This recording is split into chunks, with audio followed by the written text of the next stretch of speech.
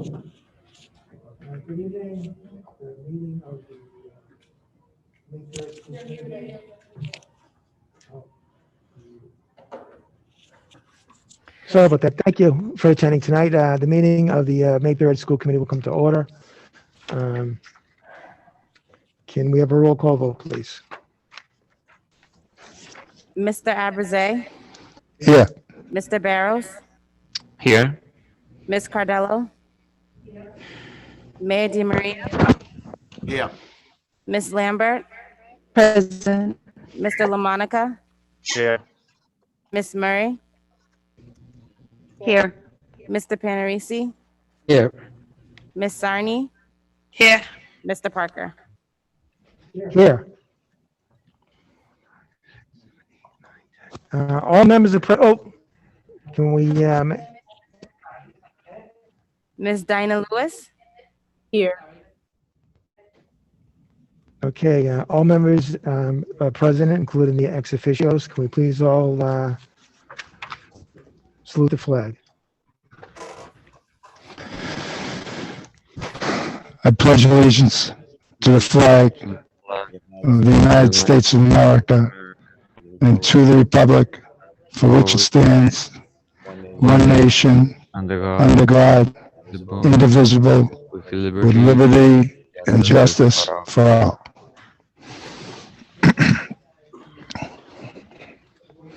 Okay, Madam Superintendent? Thank you so much, Chairman Parker. Good evening to all of our school committee members and everyone watching at home. So Roman numeral 3 is the reading of the records. I'll make a motion to waive the reading, place on file. Second. Motion is made and seconded to waive the reading and place on file. Roll call vote, please. Mr. Abraze, Yes. Mr. Barrows, Yes. Ms. Cardello, Yes. Mayor DiMaria, Yes. Ms. Lambert, Yes. Mr. LaMonica, Yes. Ms. Murray, Yes. Mr. Panarisi, Yes. Ms. Sarni, Yes. Mr. Parker. Yes. We have 10 in the affirmative. You have accepted the records and placed them on file. Roman number 4, please. Roman numeral 4 is public comment. Make a motion to open public comment. I'll second. A motion is made and seconded to open public comment. Can I have a roll call vote, please? Mr. Abraze, Yes. Mr. Barrows, Yes.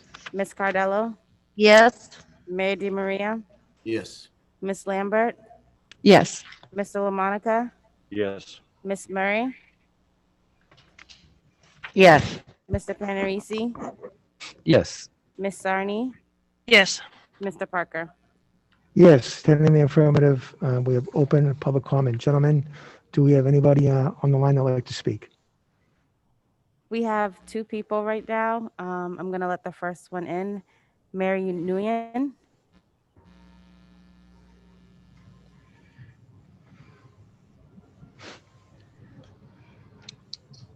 Ms. Nguyen? Hi, can you hear me? Yes, if you could just please state your full name and the city or town where you Yes. reside. Yes, my name is Mary Nguyen. Yes. I'm sorry, I can't hear you guys. Oh, we can hear you. I'm sorry, there's some background noise. Can I read my statement? Is that okay? Yes, please. So I wanted to express how much FKO has impacted my daughters and my life in the last 5 years. 10 years ago, I became a young mom with limited support. I became a single parent by choice, and I juggle between full-time school and full-time employment. The childcare I had was very inconsistent and sometimes affected my attending to both obligations. It put a lot of strain on me as I constantly was worried if there was a cancellation or someone not showing up to take care of my daughter. When I enrolled my daughter into the Lafayette School, I also enrolled her into FKO. And when I did that, I felt as if a load has been lifted off my shoulders. as I no longer had the stress to, worry about who was watching my daughter. As a young parent, I worked endlessly to improve our lives and for a better future. And I can say that since those 5 years of attending FKO, my daughter has developed relationships among her peers and the staff there. She gets to collaborate with kids around her age, go on field trips and explore.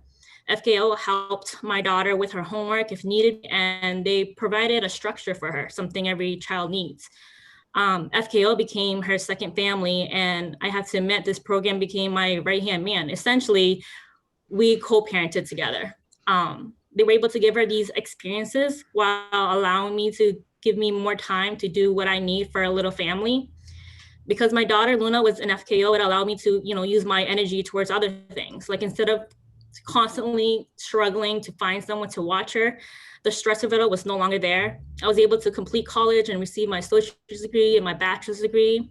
And I was able to receive several promotions and opportunities throughout the years. And I was finally able to transition from the retail world to the financial industry. I was able to get a 9-to-5 job after working ridiculous hours before FKO. And I can honestly say that I'm just nervous, really nervous. I can honestly say that if FKO didn't exist when I enrolled my daughter, I wouldn't know where I'd be now. That's what I have to say. Thank you for sharing your story. Next caller, please.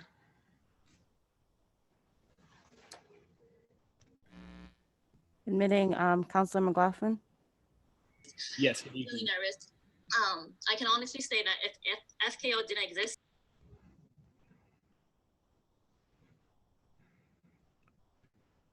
It sounds like somebody has Facebook on.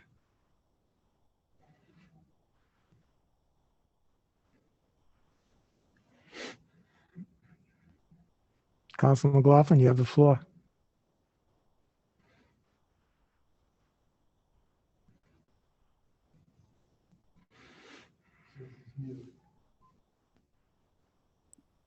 I apologize. Mr. Parker, can you hear me? Yes, I can hear you. I apologize. I am having technical difficulties. If you could call on the next speaker and give me one moment, I'm sorry. Councilor McLaughlin, you have the floor. We don't have any more speakers. So I apologize. I'll try to do my best here. I'm having some technical difficulties with the internet service in my home this evening. I'm here tonight as well to speak in favor of FKO. FKO has been a program that I have worked with for the 8 years that I have served on the Everett City Council. FKO has provided countless opportunities for families across the city of Everett. Day in and day out, FKO is one of those foundations in our community that we can always depend on for our families and to ensure that families in Everett can feel safe for their children to have a place to go after school.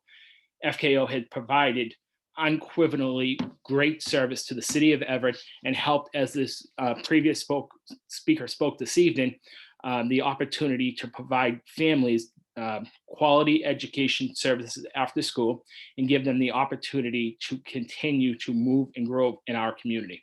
At a time that we've just gone through with the pandemic, I don't think that we should be looking at trying to disrupt more educational opportunities for families in the city of Everett. They have been given a multi-year contract, and we should honor the contract that they were given and work with them as a partner, not to work against them, to try to help families in our city. As the members of the school committee do every single day, I know for sure, is to look out for the best interest of children in our community. That's exactly the same motto and dedication that FKO has brought for 14 years to the city of Everett. The resources that they have, the ability to be able to connect families with other services, have their connections to United Way have been tremendously successful and helpful to families in the city of Everett. I ask you to please look carefully at this decision tonight as you will make, and to think about 14 years of success.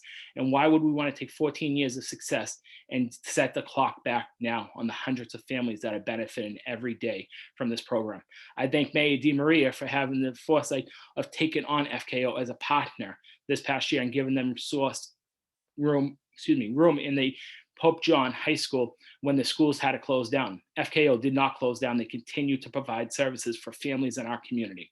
And we need to, again, work collaboratively together for every child's benefit in the city of Everett, and not to try to find roadblocks to put up and deterrents to hurt families.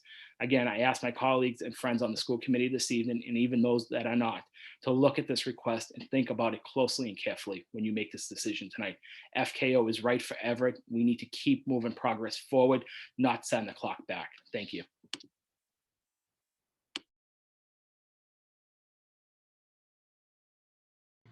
Thank you, Councilman. And with that, I believe we have no more callers for public comment. Okay, I'll entertain a motion to close public comment. I'll make a motion to close public comment. I'll second. Second.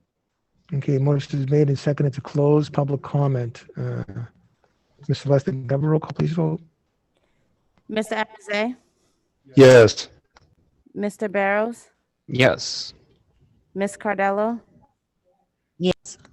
Mayor DiMaria, Yes. Ms. Lambert, Yes. Mr. LaMonica, Yes. Ms. Murray, Yes. Mr. Panarisi, Yes. Ms. Sarni, Yes. Mr. Parker. Yes, 10 in the affirmative. We have closed public comment. Madam Superintendent.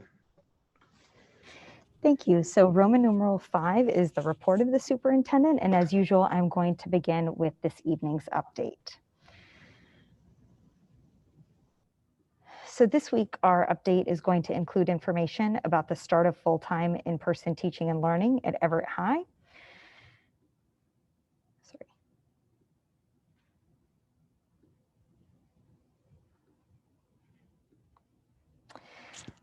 As well as the latest information about the return of our pre-kindergarten students and middle schoolers. As requested, we also have attendance and enrollment information to share. We will also discuss our pool testing program, which is now being offered at all of our elementary schools. And finally, directly after my update, Assistant Superintendent Charlie Obremski will give a presentation on the capital projects that the district needs completed in advance of next school year. So it is, in effect, a list of the essential repairs that require our immediate attention and then also our attention in upcoming years. So before I get started, I did want to recognize that this week is Teacher Appreciation Week, which is a great event, but I think always seems insufficient in light of what teachers mean to us. And this year, of course, our gratitude is reaching entirely new heights as we watch our educators so skillfully and compassionately navigate the pandemic.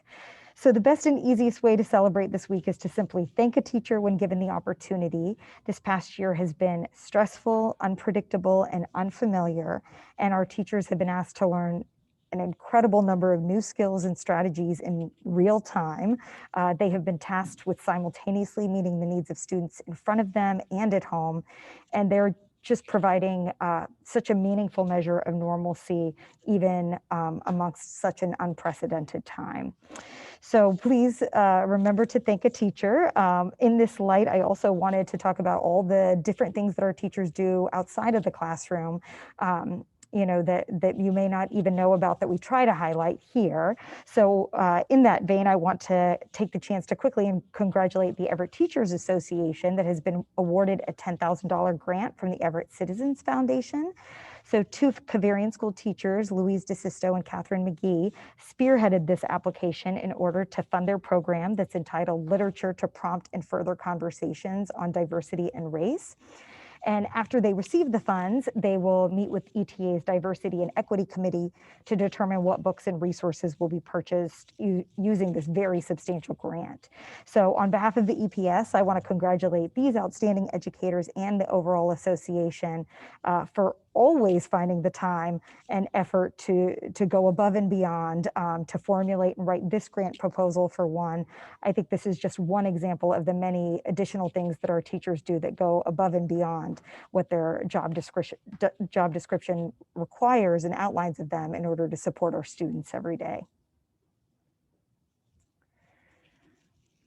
So students this past week in pre-kindergarten and grades 6 to 8 who opted for 5-day in-person learning did return to school.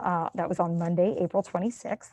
So this means we now have our classrooms open across all grade levels except for our high school. While April 5th, with the start of in-person teaching and learning for K to 5 students, definitely, had a touch of nervous energy about it. I think last week's Monday atmosphere was a little bit more mellow and definitely exciting to be sure, but it was very orderly. And very low key in that way. I think it's been a great benefit that we've tiered our approach to bring back our students.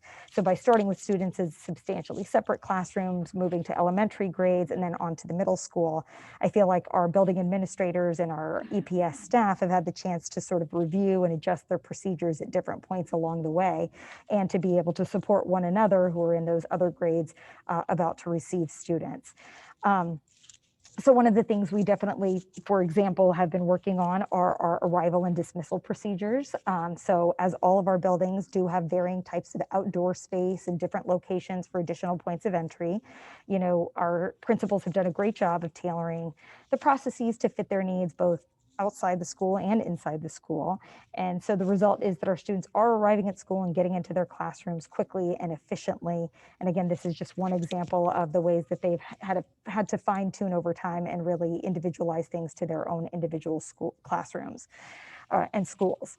Once you enter the classrooms, it is really amazing, and you're immediately heartened by the familiarity of the students and the teachers that are together in those classrooms. It's definitely clear that we continue to operate under unique circumstances. Those classrooms definitely look different than they have in the past, but I cannot stress enough how well our teachers have responded in such a short period of time to this challenge, and how well our students are acclimating. I would just want to thank each and every member of the EPS staff and our overall school community for making this happen and making it happen so successfully.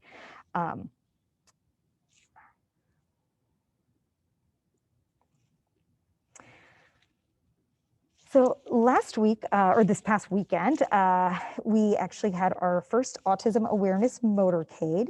So this slide contains just a small sampling of some of the scenes from Saturday's Autism Awareness Motorcade. Participants met at Everett High for the trip through the city to show support for family members and friends who live with autism.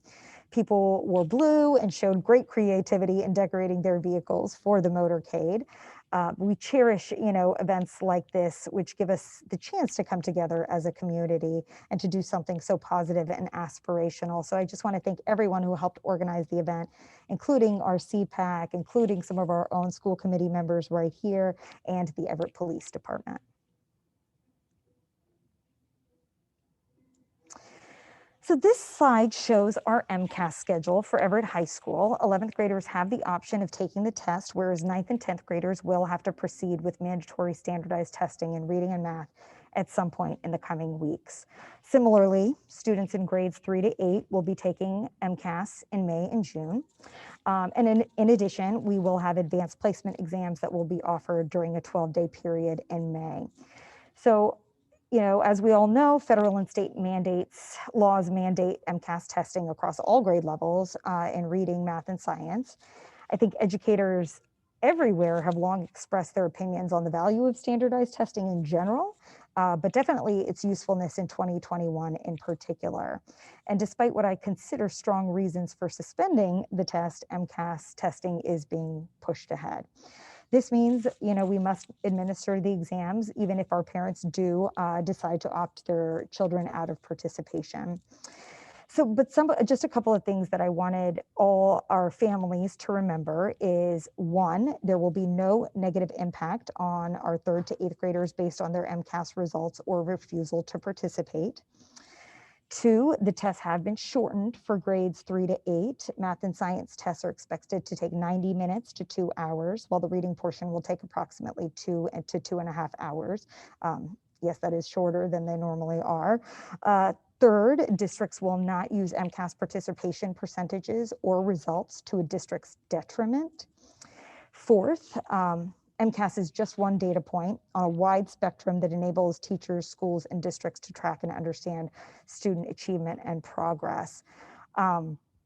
And probably for this year, I think we would all agree, probably the least indicative data point that we will be looking at next year when we are understanding our student achievement and progress.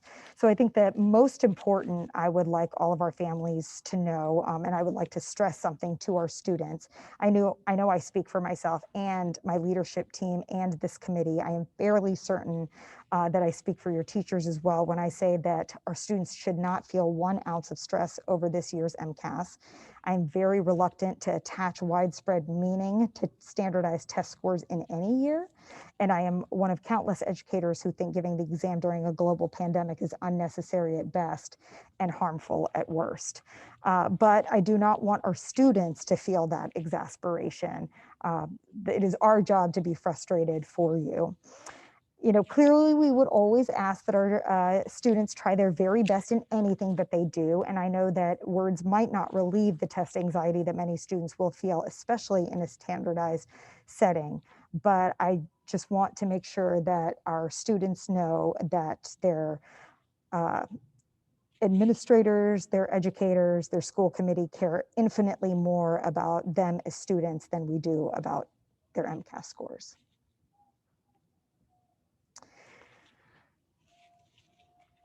So as far as registration, I did want to remind families that registration for the 2021-2022 school year is fully underway. I definitely want to urge our families with pre-K3, pre-K4, kindergarten, and first grade students to contact the Parent Information Center and complete the process as soon as you can. There is no need to wait until the school year is over or to wait until the summer. You can go ahead and begin. Pre-K parents should note that we are offering morning and afternoon sessions next year, 5 days per week, and this applies to both pre-K3 and pre-K4. Also, a reminder that we are not accepting walk-in registrations at the Parent Information Center at this time, which is located at the Cavarian School, so appointments are required ahead of time. So if you want, you can call the PIC at 617-544-6955, and one of our family liaisons will help book an appointment for you. Parents and guardians can also reserve a spot by visiting the address listed on this slide. This will connect users to our registration requirements, as well as a link to an easy-to-use booking system called Calendly. So families can schedule to meet with family liaisons who speak English and either Spanish, Portuguese, Haitian, Creole, or French to support them with their registration process.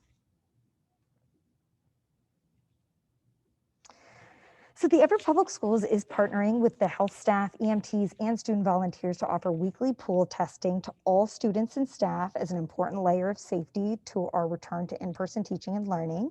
While this initiative is voluntary, we definitely are encouraging members of the EPS community to participate. It's easy and it's a useful tool in helping us to keep our classrooms and schools open. We started the program on Monday, April 26th to coincide with the return of pre-K students and middle schoolers.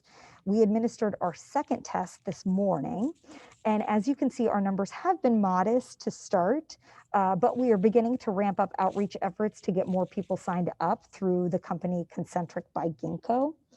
A total of 155 students and staff were tested on the 26th, and that number jumped to 236 on May 3rd.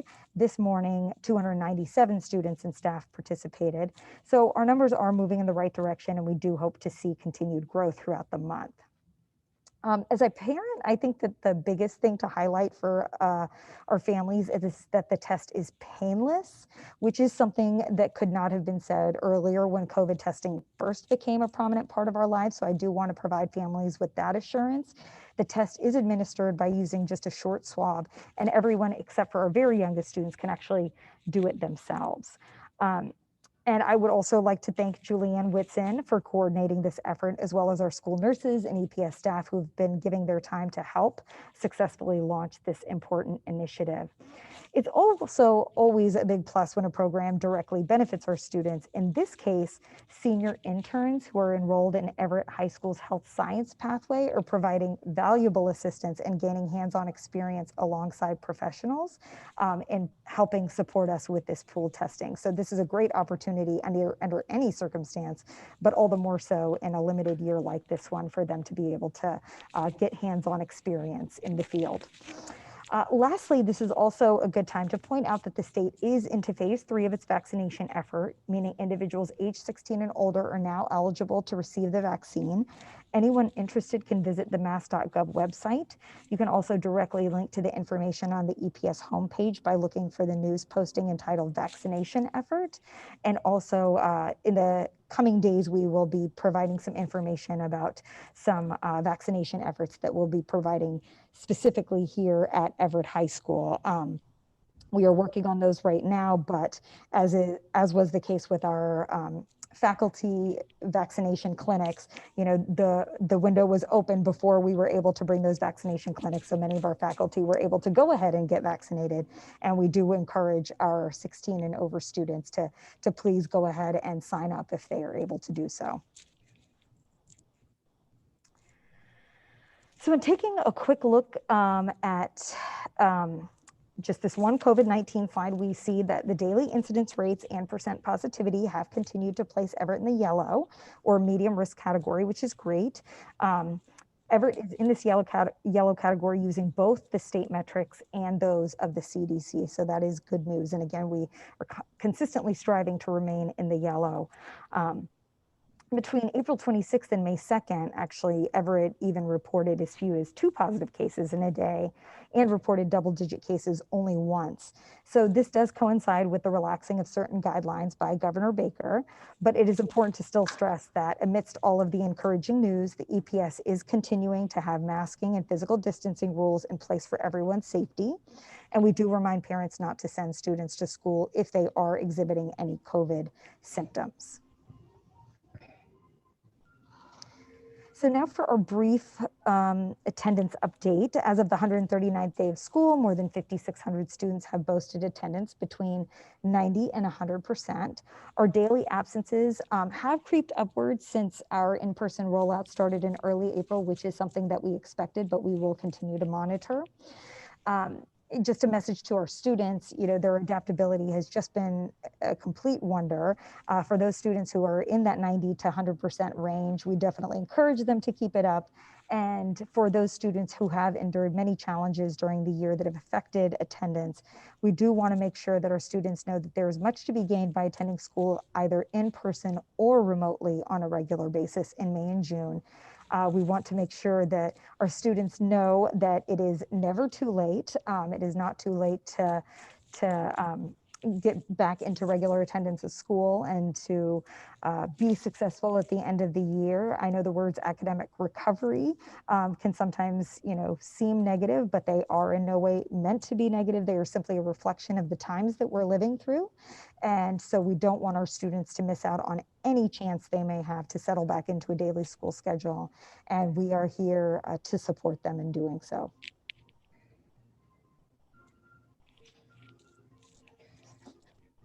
Sorry.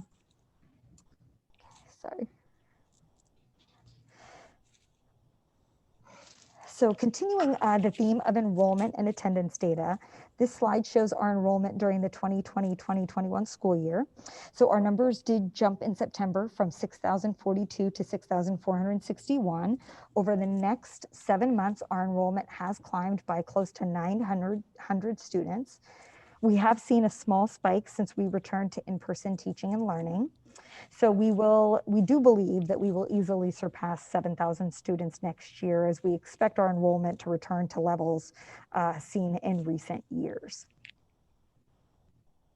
So that was our overall enrollment of all students. And now I wanted to look at the enrollment of in-person instruction versus remote learning. So I know several of you have been interested in the numbers concerning our return to in-person teaching and learning, and this slide breaks it down for you, showing that 63% of our pre-K through 8 students have opted to return for full-time in-person teaching and learning, and 37% have opted to stick with remote learning. The breakdowns among individual schools and grades, as we've mentioned before, definitely vary. We did see overall percentage drop from around 70 to 63% when we opened up the option of 6th through 8th grade. This was not unexpected, and the precise reason is difficult to break down, as we did not ask our parents to provide a reason for their learning choice decision. But of course, our principals and our school leaders and teachers are talking to parents all the time. And through them, we were able to glean some takeaways about some of the reasons why 6th, 7th, and 8th graders in particular had passed on coming back to school buildings. So the first thing we heard that you may call sort of the common sense answer was that with less than 40 school days left in the school year, many parents expressed the simple view that, it makes more sense to stick with their established schedule and routine. Certain parents, did not want to have their student have to reacclimate to returning to in school at this point in the year, which we completely understood. The second explanation that we heard quite a few times speaks to the work our teachers, curriculum leaders, and leadership team have put in. That is that many families said that their students were actually doing well or even thriving in the remote learning model. And so therefore they did not feel compelled to switch. And then lastly, we heard plenty of examples of parents citing health concerns, of course, as a reason to hold steady with remote learning. As a principal remarked, some parents are not yet ready to quote unquote, break out of their bubble. So, this is all to say that I would caution against, anyone describing our breakdown as surprising from any perspective. Whatever number or percentage we had in our minds was just an educated guess in the first place.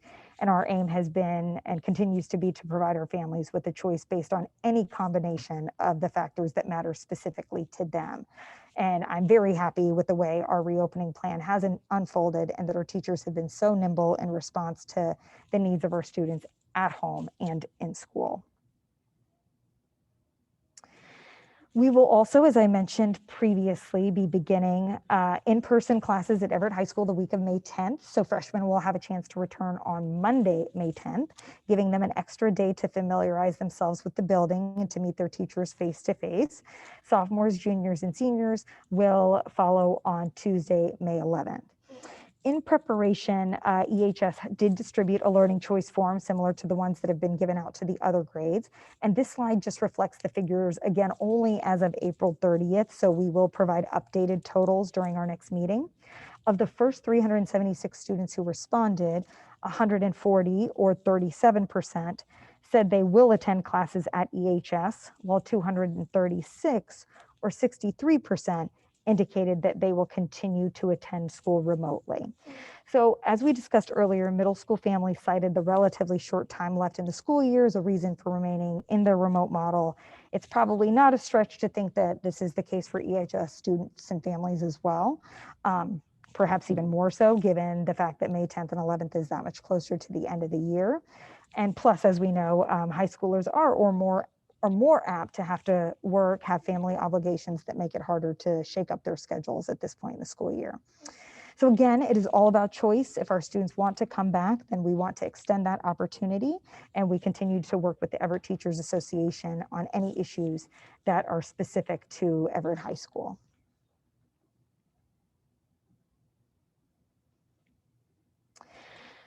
To wrap things up, some words on our revamped budget schedule. As all of you are here tonight know, we have to hold a second round of public hearings on our FY22 budget and school choice next week.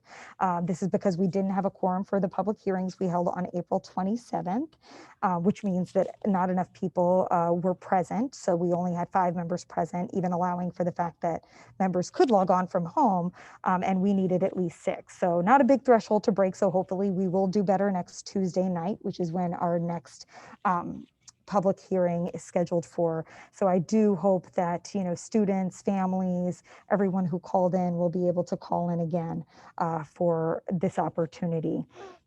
I will say that, I was surprised that we didn't have enough members to vote on the budget. During my 14-month tenure here, there has really been quite a bit of tireless enthusiasm for the finances. So much so that it's to me a little bit unthinkable that we would only have 50% attendance at a meeting of such importance. So, I guess I would liken it to a diehard Patriots fan not watching the team play in the Super Bowl. So again, hopefully, we will do better next time. And I do believe that, it is incumbent upon us to make sure that we are supporting our students, supporting our families, and that, again, when again, much of what I've heard about the budget and finances over the past 14 months has been that there has been urgency, there have been missteps in the past. And I know that my team and myself and my school leaders have worked tirelessly to ensure that we are paving a new path for finances moving forward. And so, it is unfortunate that when that time finally came, members were unable to attend or to Zoom in for the hour that the meeting took place in order to discuss the school year's budget. And I will simply say that, our children deserve better, our EPS staff deserves better, and I think the entire community deserves better. But again, we will all be there to hear anybody's public comments regarding the budget next Tuesday night, May 11th.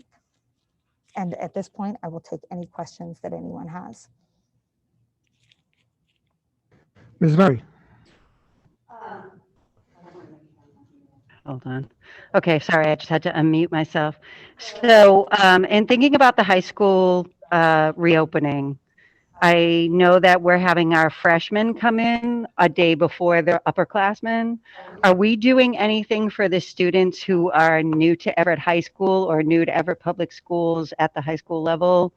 Can they come in the same day as the freshmen? Is there any way to acclimate them to our school culture, since they would never have stepped foot in the high school before this point? Yes, we definitely can make sure that that's happening. I actually don't remember entirely, but I do believe that the principal and assistant principal were working on some kind of orientation. Whether they did it already or not, I'm unsure, but I can check back with them. And if they have not, we'll make sure to create an opportunity where they can get acclimated. Any other questions of the superintendent? If I can, from the chair. Sorry, Mr. Marconi, did you want to Mr. Chairman, speak? can I say something, Mr. Chairman? One second, please. Mr. Marconi, did you want to speak? Yes. Okay, I recognize you then, the mayor. Thank you, Mr. Chairman. This questions regarding this last piece, Superintendent, regarding EHS and this survey. I know this is based on April 30th, so just a few days ago, and the total of students who answered the survey, as I do my math here, it's about 306, give or take. But we do have about 2,000 students in this school, right? Is that I know they're going to provide updated numbers, but has that increased? I mean, what are we doing to reach out to these students? Because just sending an email, as many of our students work, our Everett High students work, they might not be checking emails or receive emails. Are we doing robocalls? Are we calling their parents as well? Are we doing house visits? Like, what are we doing to get a better return? So yes, actually, the survey is for the families to fill out. But what we are doing is, luckily we do get to see many of the students. So teachers have direct access to them and are reminding them to make sure that they submit or make sure that their families are filling out their survey. We will definitely be sending out robocalls. That number has increased since then. But I know that direct outreach is happening from their school administrators, their deans of every academy, and also from the teachers themselves, who are looking at their student rosters and are going to be able to determine who's there and who has not yet responded. We are, going to do a lot of outreach, but one thing I will say that I think I may have mentioned last time too is that in grades 6 through 8, we did have less of a response rate than we did in K-5. So we are unfortunately preparing for not necessarily knowing for a certain population. And so we will be prepared either way for if those students do come or do not come. So we will make sure that there is space for those who we have not heard from, but we are going to be spending the rest of this week trying to make sure that we've heard from everyone. And thank you. And on that note, the same communication is telling students that school will be back on Monday and on Tuesday, right? So it's like, in other words, we are doing all efforts in order to make sure that those students know that school is back. Because I remember that I posted this on Facebook and there was so many shares that people didn't know. I'm like, well, but the school already announced. What was the last part? I'm sorry, I missed that. So I posted this on social media, and there were so many comments and so many people that didn't know about it. And I announced that after the school announced. So my point is, how are we letting our students know that? Is that through the survey that school will be back, the high school is back and full return starting next week? So yes, I mean, a notification went out to our students and to our families, the emails that we have. We did post it on our social media and we are, hopefully communicating it out. But I mean, that to me is a signal that we need to do a better job to communicate it out. And so we will send out more information. We'll make sure that the information is trickling directly from probably the school leaders and the teachers. I think would be the most effective, given that they're the ones who are seeing the students every day. So we will definitely make sure that the message is getting out more broadly, because from what you're saying, it definitely sounds like there's a communication gap. Right. Well, which is understandable because, after almost a year remote, right? This whole Zoom life, sometimes we even forget about it or don't want to look at computers anymore. So it's understandable. Thank you. Mayor DiMaria? Thank you, Mr. Chairman. I just want to, the superintendent's comments regarding the attendance of members of the school committee who were not at the budget meeting on April 27th. As you know, I wasn't noticed until that morning, and that's okay. I know it was an oversight, but that was my daughter's birthday, and I had previous plans. And if I had known that we had a meeting prior to being notified on Tuesday, I maybe would have done something different for my daughter. So where I also do appreciate being timely warned of meetings. I also do have a lot of respect for our children, and I believe education is very important for our students. And I believe the members who weren't there also firmly believe that also. And I don't appreciate the exaggeration. Continue talking about that. That's all, Mr. Chairman. Thank you. Thank you for those comments. All I can say is that our original date for the public hearing was earlier in April, and we did delay at the behest of one of the members who then did not attend. So to me, I can understand and sympathize with people's individual circumstances, but not when they collectively become a detriment to our students. And in all fairness, the public hearing was posted 7 business days ahead of time. Our students and those who've called in seem to know about it. So I do believe that it is our elected officials' jobs to make sure that they are, it's incumbent upon you to make sure that you are knowing when the meetings are, especially when the public knows when they are, and to attend them, especially for the 1 hour that the meeting took place in order to discuss the school's budget. So I understand that you don't appreciate the comments, but I'll be honest, I did not appreciate the fact that people were not informed and people were not attending. Okay, so any other questions of the superintendent?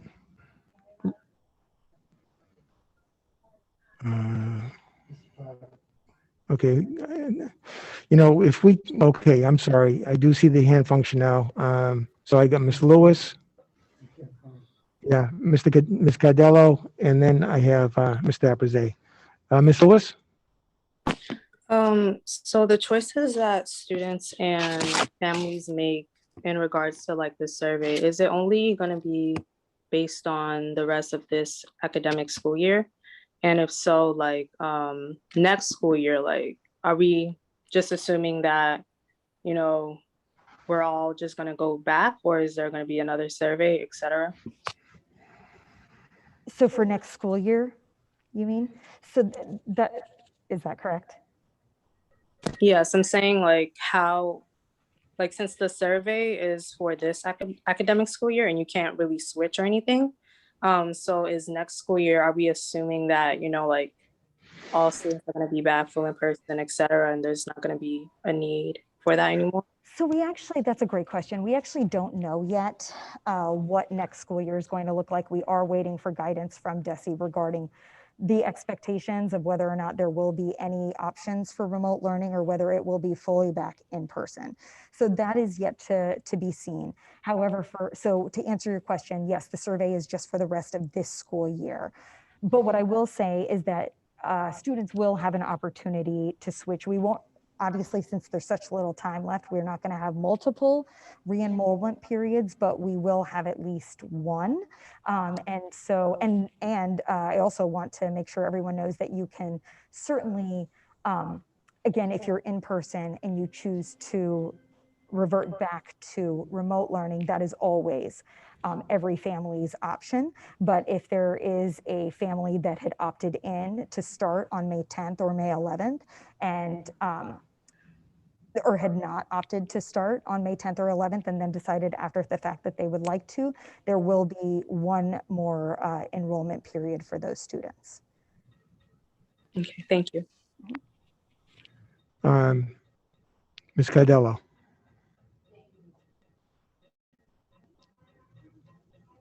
Thank you, Mr. Chairman. To you through the superintendent, which is also the secretary to this board. It has always been noted that the secretary to the school committee sends out the notifications. I personally did not get notified of the meeting formally until the day of the meeting. The other thing was I did call Mr. Parker the night before. He sent out another email regarding an MCAS seminar that was coming up. And at the end wrote, best regards, see you tomorrow night. And I looked at the MCAS link and I said, well, that's not tomorrow night. So I called him to see what he was talking about. And that's when I found out about the meetings. I already had an issue set up for Tuesday. I knew I couldn't make it. So I tried to change it. I couldn't do it. So I apologize to the community for not being there, but I would have been there had I been notified properly. Thank you. Well, Ms. Cardello, I'm disappointed to hear that. I'm sure You know, because I'm sure you'll acknowledge that I send out on a weekly basis emails with upcoming dates. I do. So I do not include the mail in those emails. So, you know, Mr. Demary, please know that. So every week I send out the body, upcoming dates, things of importance, but also too, I reviewed the tape of April 20th, which is our last regular meeting. At the end of the meeting, I specifically but I talked about how we will be meeting for public hearings on the 27th, and also how we had a special meeting. So I understand that there might have been some miscommunication as far as the notice went for those meetings, but there was ample other types of notice that went out prior to that we would have at least got 6 people here instead of 5. So I'll continue to get those notices out. I ask that you read them. Thank you. I think Mr. Apizay. Thank you, Mr. Chairman. So I just want to be clear because the night we were here with the 5 members, so it is official that we need 6 members now to have a quorum because it was always 5. So now with the 10th member on our board, we need 6 members to have a quorum. Well, if I can explain. So the following morning, I got a phone call from Mr. Galvin questioning the quorum. I stated my position about the ex officio, because remember, we had a meeting prior about the ex officio, and I was told by staff members that I was correct. But what happened was, Mr. Galvin looked, he says, I believe it's a body of 10. I believe you didn't have a quorum, and therefore you should revote. So that was Thursday morning. Now, in the meantime, to speed up the process, that means we had to put another public notice in print in the Advocate. So, and that had to be done early Thursday. So here I was, I wake up, you know, with a question of a quorum. Because we had a deadline at the Advocate, I had, I felt I didn't have any room, any time to debate what council had told us. So we agreed, for that sake, let's just move forward and have the public hearings all over again. So that's what came about. Now, maybe we can address this at a later point. I mean, when you're not part of the process and it affects this body, these are the things that can happen. So therefore, Mr. Abraze was the vice of Mr. Galvin for a redo. We only had a couple of hours to put the notice into the advocate to make sure we had a public hearing, because we also had to keep in mind that Mr. Demas and the mayor had to present to the joint convention by May 17th. And if May 17th, doing it on the last day, didn't give them enough wiggle room in case they didn't have a quorum. So that's why we pushed everything in. So that's what happened there. Well, just to clarify also, that the members that were present that night, we also had a vote that was ultimately 3-2, that we even questioned ourselves after the fact if that was sufficient in terms of potentially that that didn't carry the day. So I just hope that next week when we get together, we're comfortable in terms of, again, who knows? No one can anticipate, based on the past year, how many people can physically be, or Zoom be, or whatever be, wherever. But if we have 6 members, I'd like to be comfortable in the future as to how our votes, again, it's funny. It just seems with the even number, and this is something that I questioned back when we went into this even number thing, and I'm not going to belabor that, how I feel about the even number of members. But the fact is that I think we need to get some type of a legal opinion, be it from Mr. Galvin, be it from the city solicitor, whoever it may be, as to our future votes on things now, as to what will carry the day, and try to anticipate every potential sticking point that we might end up having with votes, now that we do have an even number, now that the quorum number has changed, and just things like that. Maybe I sort of took for granted the way things are, and obviously that's not the case, because quite frankly, that night, I think the 5 of us thought we had a quorum, or else we wouldn't have gone forward with the meeting. I mean, that is actually what occurred. We did have a meeting, and I think if any of us knew we didn't have a quorum, we would have called it a day at that point. So that's really the sticking point for me, is to actually find out for future what the new rules and regulations are for us as a 10-person school committee. Thank you. If I can respond to Mr. Abraze, so my concern coming out of that meeting was it was a 3 vote, and it wasn't a 2/3 majority. But doing research, having conversations with the city clerk, and I believe even the statute regarding public notice and hearings states that it's a majority of those present. So I will continue to double check that in anticipation next week at your request. But that's what I was working on Thursday morning. So I believe Ms. Ms. Murray.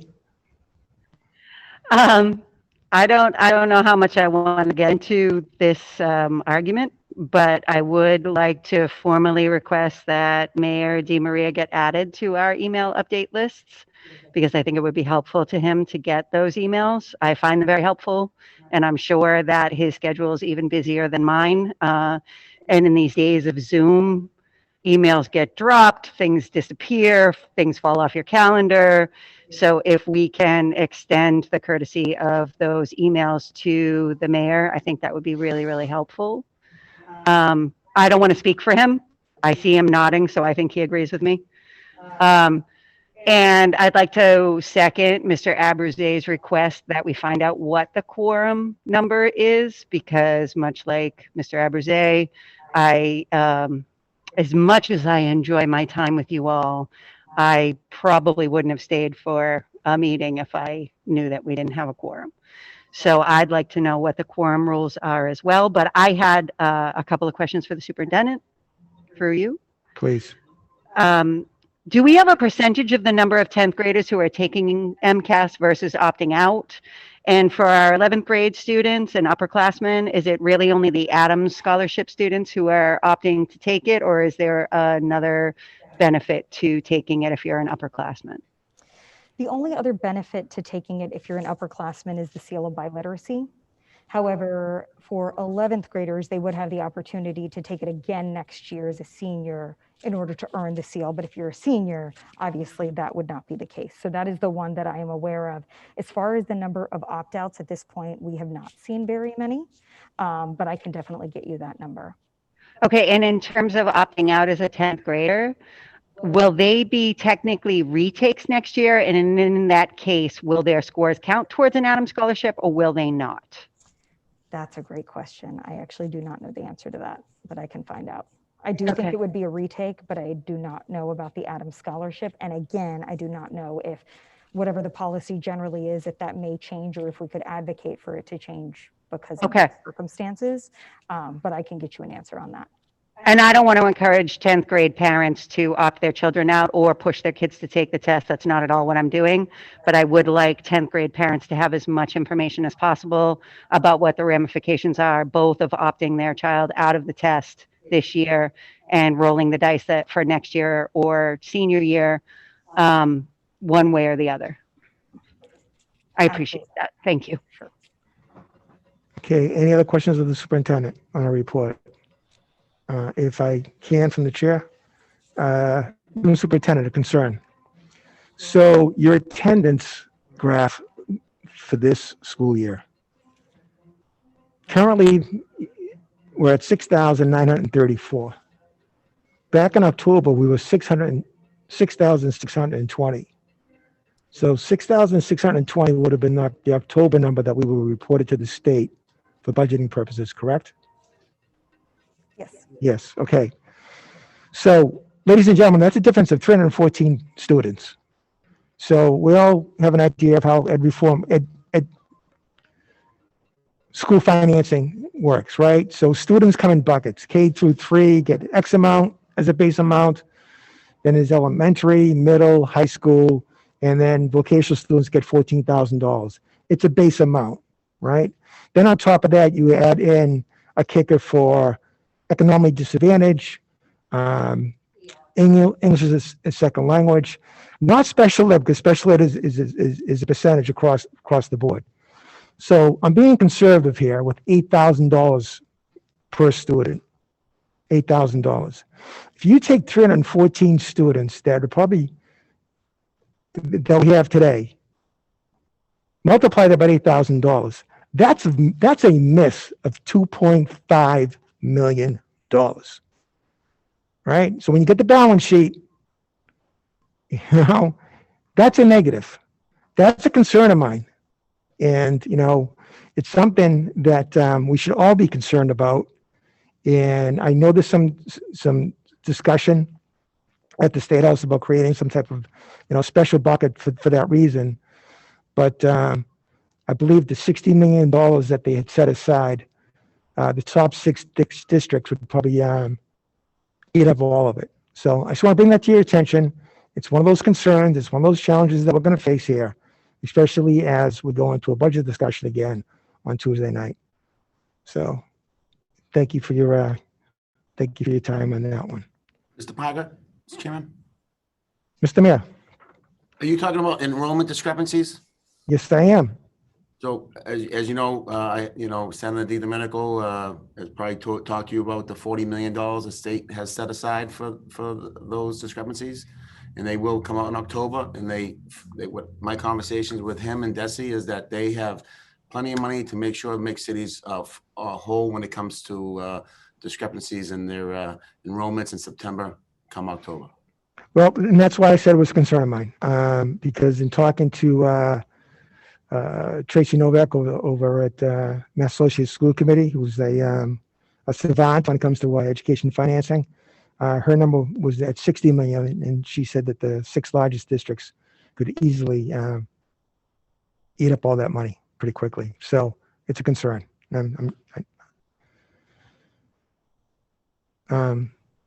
Ms. Lambert. Mr. Chairman, just on that note as well, and I had pointed this out last week, counting on supplemental funding goes against exactly what we're trying to do and proactively plan for our students over the summer and in September. So even if it's supplemental funding come October, now you're in a position where you're trying to use that money in November and you're already well into the school year. You've lost valuable time that we do not have and our children do not have, especially after this year. You mentioned 314 students, and I think we all know it will be more. There were many, many students who left the district for a number of reasons, whether it was homeschool, another schooling type situation, or even some just took the year off. And we know that, and we know they will come back, and we will have them back. We have many, many young students, especially in the kindergarten, where it just didn't make sense for them, where it's not obligatory. So it didn't make sense for them to do it remotely based on parents' schedules. So I would expect that number to be far higher for us come September and even into the summer as we look at programming for the summer. So just something to keep in mind, because we have been in this supplemental position before and it did not work out well.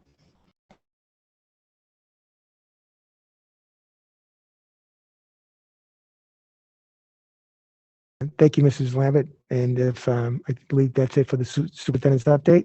Next item, please.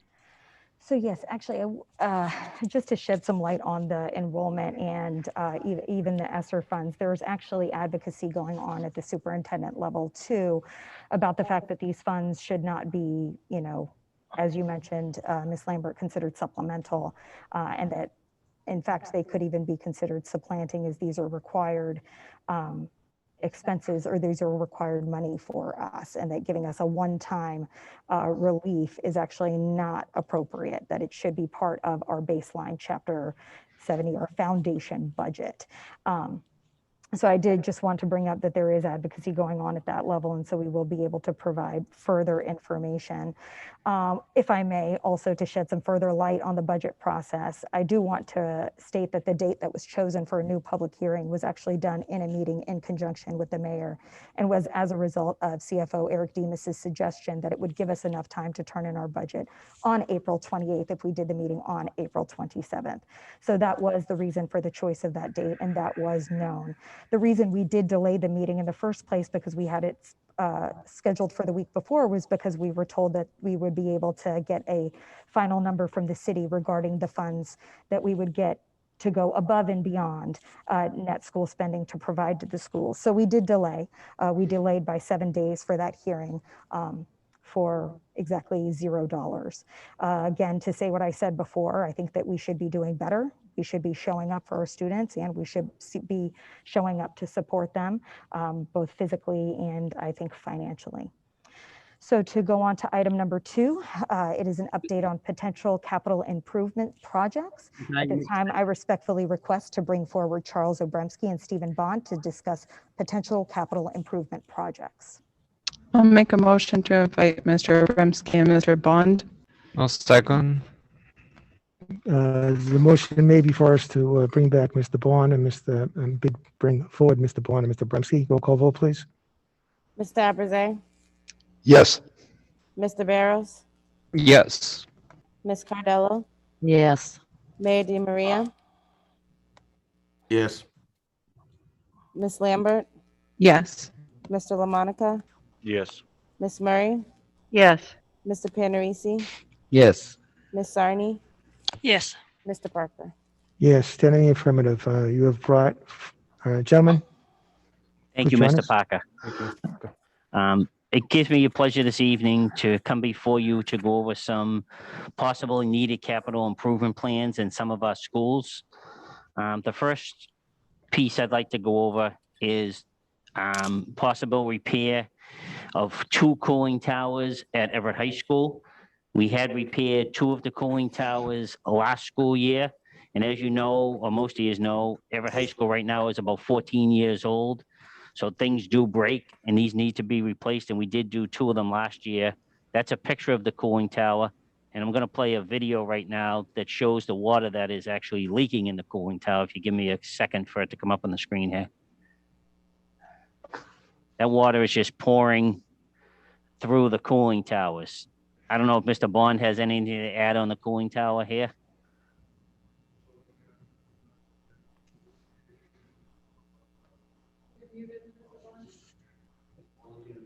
Sorry about that, everybody. As Mr. Obremski said, we did repair 2 in 2019. As we started to get ready to start up the air conditioning this year, the maintenance program, our contractor E&E started that. We went up on the roof, and unfortunately, this is what we found. So that's why we're bringing this forward for you.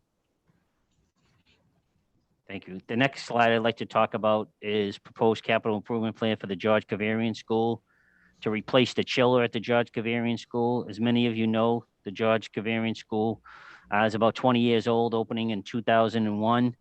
And the estimated cost to repair the chiller at that school is about $350,000. The Webster School, we need to replace the entire roof, including the modulars, and the estimated cost is about $750,000. And the individuals who took a look at the roof explained to Mr. Bond that if we are replacing the roof, it is suggested to replace the heating units on the roof at the same time for an additional cost of $250,000. And as you know, the English school is coming up. It sat there for a couple of years when we first built it due to some possible maintenance issues. So that's about 18 years old. Possible replacement of the boilers at a cost of $575,000. In the Kavarian, about 20 years old. Replace the boilers at a cost of about $400,000. And just so everyone knows, the Kavarian is less expensive than the English school because it is smaller than the English school. It's a smaller size school. We also have proposed to replace the roof on the gymnasium part of Everett High School. And as you can see, the left-hand side is where all the damage is. And we have multiple repairs. A lot of it is from wind and honestly seagulls. And the right-hand side would be the good portion of the roof. I also have an additional couple of pictures of the roof here. The membrane is torn. There are many waves as the membrane has become detached. And we have repaired these rips. I don't think they're still there at this point. We have repaired those, but it's coming to the point where at some point you got to make a decision about replacing rather than repairing, and I think this is the time. A few years ago, through capital improvement projects through City Hall, we put a lot of money into the Powell End School over about a 3 or 4 year period. During that time frame, we reached what's called 30% of the assessed value of the building during the summer of 2017.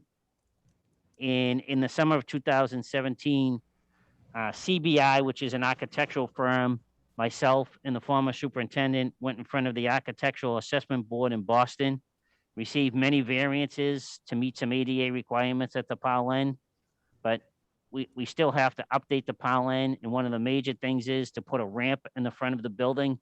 So the front entrance, and I'll show it to you in a minute, is handicapped accessible. There's a lot of repairs that need to be done in various locations in the school. We do have a full report if anyone wants to see that at some point. It's probably about 30 pages long just on the ADA and what needs to be done. But one of them is on the stage area, and this is in the gym. We'd build a lift, and if case there was a handicapped accessible student who needed to do something on the stage, that student would be able to get access to it. And this is the front entrance I was talking about there. The first is the double door on the left where you come into the school. The second is the hallway that you now come into, which is not handicapped accessible, as you can see, and the front doors to the school again. We would build a handicapped accessible ramp under the proposal that CBI gave us about 4 years ago to the right-hand side of these doors. It's currently the principal's office where Mr. Lynch is, but there is a closet area through part of that.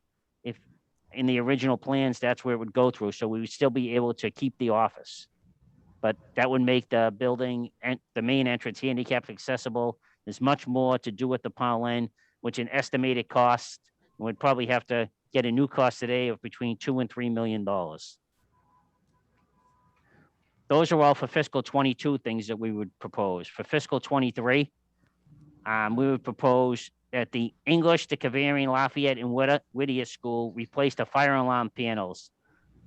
That's actually been recommended to us by Encore, who repairs our fire alarm systems. And there's been a lot of faults on the fire alarms where they go off and there's really nothing wrong with them. It's an estimated cost for a total of $200,000. And we have a problem with what we call here the freight elevator at Everett High School. As many of you know, when the school was built, the loading dock is on the basement, but most of the deliveries have to get to the first floor, especially the cafeteria deliveries. So we have to bring them up one floor, and it really wasn't built as a freight elevator from what I've been told. So that elevator really needs to be completely replaced at a cost of approximately $250,000. And it's actually down right now. It's been down for about a week and a half, 2 weeks. We're waiting for a pot to come in. It actually hasn't been working for about 2 weeks right now. We have a rack body truck that moves a lot of our materials around. In the winter, we use it to carry rock salt around. As you can see, it's all rusted out in the middle there. It's about 20 years old. Doesn't have a lot of miles, but it's all rusted in the middle. It's hard to get parts for. Estimated cost of approximately $60,000. The gymnasium floor at the Whittier School. As many of you know, the Whittier School is actually over 40 years old. This is the original rubber floor that was installed in the school over 40 years ago. It's in terrible condition at this point in time, and that needs to be replaced. The ceiling in the hallways at the Whittier School. We'd like to replace the entire suspended ceiling. It's not held in by pieces, so these pieces that are missing, it's very difficult to get them back in there and to hold them with anything because it's not a suspended ceiling. We want to put a suspended ceiling so it's easy to slip tiles in and out. The ceiling actually doesn't have any framing on it.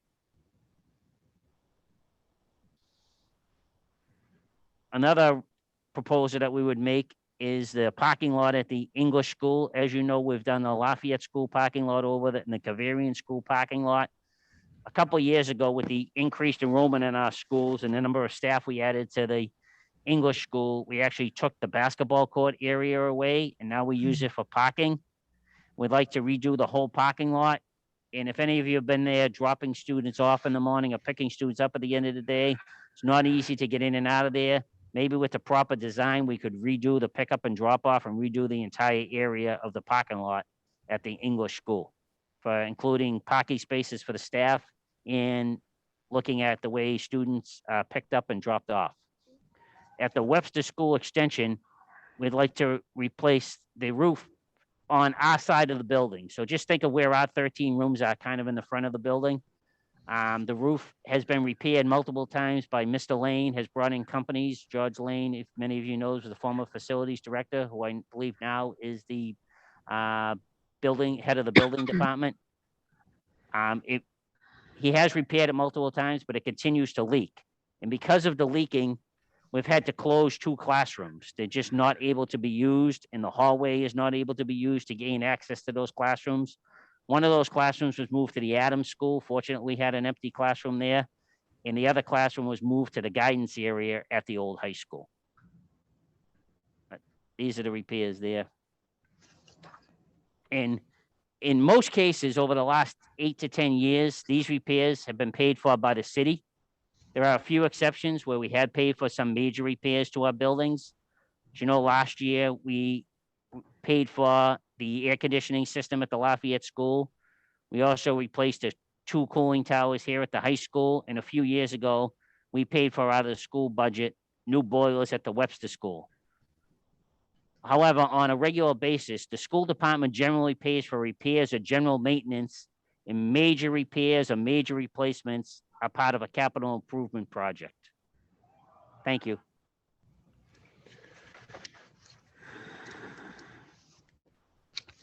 I don't know if anyone has any questions for us. Mr. Obremski, if you could stop sharing your screen so it gives me a better Yeah, view. sorry of the about that, speakers. Mr. Parker. I apologize. It's okay. All right, hands up. I have, Ms. Lambert and then Ms. Murray. Thank you, Mr. Chairman. Through you to Mr. Abramsky and Mr. Bond. I really appreciate you laying this out over the next 2 fiscal years. I had 2 questions.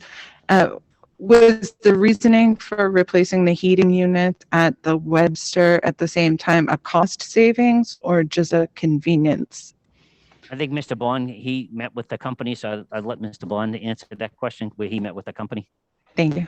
Yes, Mrs. Lambert. So what happens is, in order to do the roof, we have to remove the heating units that are currently there. Because of the age, and those are also older, almost 20 years old. Okay. They're expecting when they pull them off, they're gonna have a problem, so they're really talking about modernizing them. For example, when we have a problem with gas, all those units continue to run, but don't pull in any gas. As a result, we have gas smells and so forth. So they're really just talking about modernizing them because they'd have to be removed to do the roof anyways, and rather than put the old ones back on. It's the age of them. Are there more efficient units available today than, that show an overall cost savings just in energy usage? They definitely will. And I'll try to get them to do a study on it, but yeah, they absolutely be much more efficient and work better for us. Thank you. And just a question on the FY23 estimates. Are those based on today's dollars? In some cases, they were based on what the contractors have given us. In other times, it's we've updated as much as we can, but obviously, as we start to do, we'd have to completely go out to bid and do some things. Sure. Just as we kind of look towards there, only because I know, just in personal experience that there's been a lot of shortages in different components of items that are increasing the cost overall. So, just looking ahead, some foresight and making sure that we plan so that we don't find ourselves in a situation where we under budgeted for something that's truly needed in order to update. Absolutely. Those Mrs. are all my Lambert. questions. Thank you. Sorry, absolutely, Mrs. No, go Lambert. ahead. We actually tried to take into consideration, and we added a little bit of cushion just for that reason with both inflation and because of the cost of goods today. Thank you so much. I appreciate it. Mrs. Murray? So Ms. Lambert asked a lot of my nuts and bolts questions, but I do have a question about how the children who have mobility issues are getting into the Parlin currently. What is their access like currently? I could answer that. Ms. Murray and Mr. Bond could jump in afterwards. A few years ago, we put a handicap ramp, a new stairway. If you're coming from the front of the building, if you're familiar with the front, Ms. Murray, coming from Broadway, on the right-hand side, and if you're coming from the back, it will be on the left. So there is a ramp to get down. And in the back of the building, where the back entrance is, not where the kindergarten rooms are, but where the back entrance is almost where you come to where the new art room that we built about 4 years ago comes in. There is a way to get into the building that way, and the school does have an elevator. You just have to go around the back of the building to be able to get in. Thank you.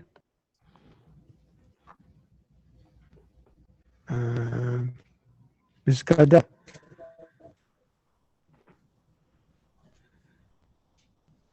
Thank you, Mr. Chairman. To you through Mr. Abramsky. Mr. Abramsky, how old is the modulus at the Webster? I was trying to think of that, Ms. Cadillo, and I honestly believe they're approximately 30 years old because the Kavarian School was built the Lafayette opened in 99, so the Kavarian was under construction around the same time, and they were attached to the Kavarian School, if I remember correctly. So I'm going to say between 27 and 30 years, if that's my best knowledge from what I remember, Ms. Cadillo, between 27 and 30 years. All right, thank you. If I can add to that, those were additional units bought for the Hamilton School, not the Kavarian, the Hamilton. That's what I meant. And Mayor John McCarthy bought them. Mm-hmm. So, he served until 95. So it's probably like 1990, 1988. You are correct, Mr. Parker. 1990. Right. Mr. Bond has when they were purchased. 1990. And a few years back, remember, Mr. Abramsky, We tried to get rid of them and we couldn't get any takers. Thankfully, no one took them. Correct. So has anybody looked, since we're talking about school improvements, capital improvements, possibly building if we find land, has anything been looked at in that area if we did remove those buildings to reconstruct something, maybe that could even be bigger than what we now house there? Has that been looked at all, Mr. Obremski? To the best of my knowledge, that has not been looked at, but the problem we would have, Ms. Cadillo, is temporarily, if we got rid of those, where would we put those students that are in there? There's 10 classrooms in those modulars, so we'd have a temporary problem of where we would put those students. This is true, but even if we looked into it and it wasn't something that could be done for quite some time, there still may be, because we've outgrown all of our schools as it is, and we're always looking for space. And I was told there was actually a life expectancy on those buildings. Is that true at all? Do you know anybody, Mr. Parker, Mr. Bremski? Usually schools are built to be 100 years old. Okay, but even the modulars, I didn't think those had the no. same. Yeah, that's what I'm Yeah. saying. So I know I'm not saying this is too much money to be spending on repairs. I know that's not my question. The thing is just looking at those and thinking about it and how long they've been around. I thought maybe there was something better we could do with them somewhere down the road. Thank you. You're welcome. Mr. Barros? Thank you, Mr. Chairman, and thank you, Mr. Bransky and Mr. Bond for the presentation. Clearly, these are repairs that need to be done. No, of course, I'm concerned of all of the schools that are represented, but especially the high school. I mean, this roof, it seems dangerous, actually. So I think the issue here is funding, right? Is there, like, if you look at our schools, you don't see that all these repairs that we needed to do. But we do need it. So I guess it's a question either to you, Mr. Brensko, or to the superintendent. Is there funding something that we are looking at through the state in order to be able to do these services? I mean, I can start and the superintendent could jump in if she would like, but we are looking at during vacation, so on the Tuesday during vacation, I believe it was April 20th, the new SOI for core program and accelerated repair program for Massachusetts School Building Authority was opened for some of the applications due the beginning of June, some are due at the end. We are looking at this point of building a new school. What that school will be, we have to meet with the city leaders, the mayor and his staff and the superintendent, and we will submit a statement of interest for some type of school. In regards to the accelerated repairs, there's a couple of issues that I see on that, Mr. Marconi. They pay for certain things. They may pay for roofs, they may pay for boilers, and they may pay for window repairs, to the best of my knowledge. I haven't looked deep into it yet, but that's from the past, Mr. Barros. I'm sorry, Mr. Barros. And my concern is timing, because in a school system, I don't know when that funding would come. Even if we submit it in June, MSBA may not have a meeting till July or August, then you get the funding, and then you can't do the job because the kids are in school. So a lot of this is timing, because we only have approximately a 10-week window to do major work in schools. So a lot of this has to be lined up,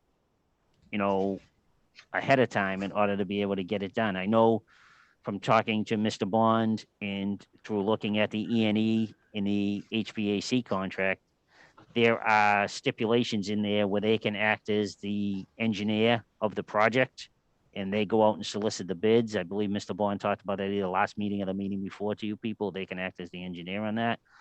So some of this is timing, Mr. Barros. Not that we can't look at other options. We would also obviously look to speak to the mayor and his leadership team on what the mayor may be able to fund as part of his budget and his capital improvement.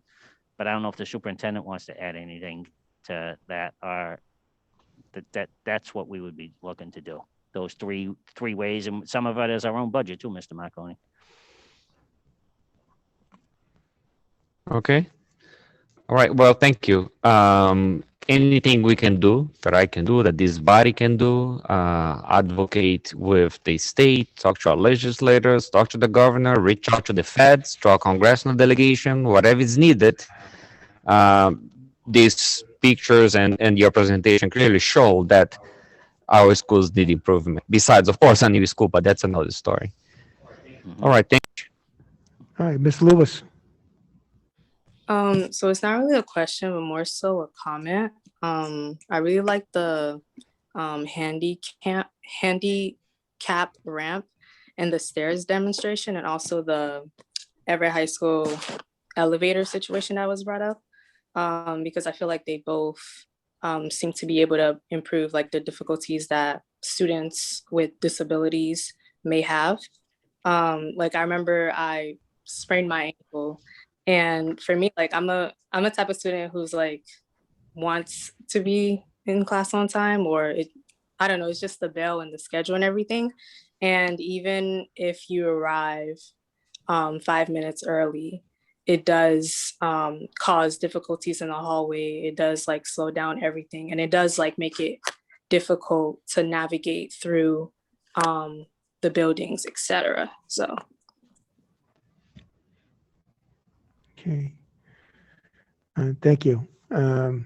Any other questions? Just to note, a quick total of all those repairs is almost $5.6 million. Thank you, gentlemen. Madam Superintendent, next item, please. Thank you. So yes, that was just an update. And so we will actually at the next meeting be bringing a request to move forward with some of the most pressing projects and renovations, as well as the recommendations for the funding sources with which we can do so. However, I would like to note that one project that is under the city's jurisdiction is the Webster Extension roof. So we ask that the city take appropriate action and determine next steps on that one, but we will come with recommendations for the others. So item number 3 is to request approval of the school year for 2021-2022 calendar. We are actually still finalizing some dates and timelines on this, as well as beginning to enter negotiations. So I'm actually respectfully requesting that we lay this matter on the table for our next scheduled school committee meeting. I'll make a motion. Second. So the motion is made and seconded to lay this on the table to our next regular meeting. Roll call vote, please. Mr. Abraze? Yes. Mr. Barrows? Yes. Ms. Cardello? Yes. Mayor DiMaria? Yes. Ms. Lambert? Yes. Mr. LaMonica? Yes. Ms. Murray? Yes. Mr. Panarisi? Yes. Ms. Sarni? Yes. Mr. Parker? Yes, 10 in the affirmative, you have laid on the table to our next regular meeting. Next item, please. Item number 4 is to request approval of the after-school RFP. So this was actually on our last school committee agenda. We had put this forward to approve an RFP for after-school and summer programming. While it was approved, we did have a member ask for reconsideration, which has delayed our process. So at the end of the day, this is a routine housekeeping matter that ensures we have after-school programs next year. You know, I just want to make that very clear. I also want to let families know, because I've received several emails stating that I'm trying to end after school programming. Not only is this untrue, but it is also confusing because the purpose of putting out an RFP is so that we can continue after school programming. So we cannot continue with any after school programs if we don't move forward with the appropriate legal process, which is going out to bid. So once again, I am asking for approval from this body to go out to bid for after school programming. All right, Mr. Abraze? I'd like to make a motion to lay this matter on the table till our special meeting of May 11th. I'll second. On the motion, I have a question. Ms. Sani? Thank you. Did we ever find out that if the contract's still valid? Okay, so if, By legal. if you look at your email, City Solicitor Mayhew sent us all about 150 pages of documentation. So I think the reason why my colleague asked to lay this on the table would give us all, our administration and our council, time to review that document and determine, what the status is. So. Okay, is that your only question? You all set? Yes. All set, thank you. Okay. Anybody else like to comment or? Mr.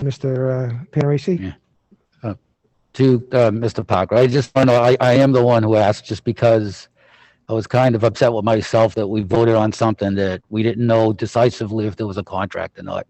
And that's why I asked for reconsideration, just because I just didn't want to vote on something like, we said the public school said we didn't have a contract. City side said we did. And I just felt it was wrong to vote on something that wasn't decisive and it should be further discussed. That's all. Thank you. Understood. On the motion to lay it on the table, any other questions, comments? Mr. Jean Maria? Mr. Chairman, yeah, I guess the hand function is not working. Is it not being enabled to raise your hand? I guess it depends on the person because it's happening with other people. I don't have it either. Sometimes I believe it's the host that allows you to be able to use that function or not. Maybe you can ask the IT fellows. But yes, Colleen, Madam Solicitor here did send over I don't believe it was a 150-page document, but it was a few pages regarding the FKO contract. Just to let you know, in 2019, the city, the schools entered into a contract with FKO. There was a purchase order for $335,000 for that year. As you know, fiscal 20, we were in the pandemic. We had no after-school services.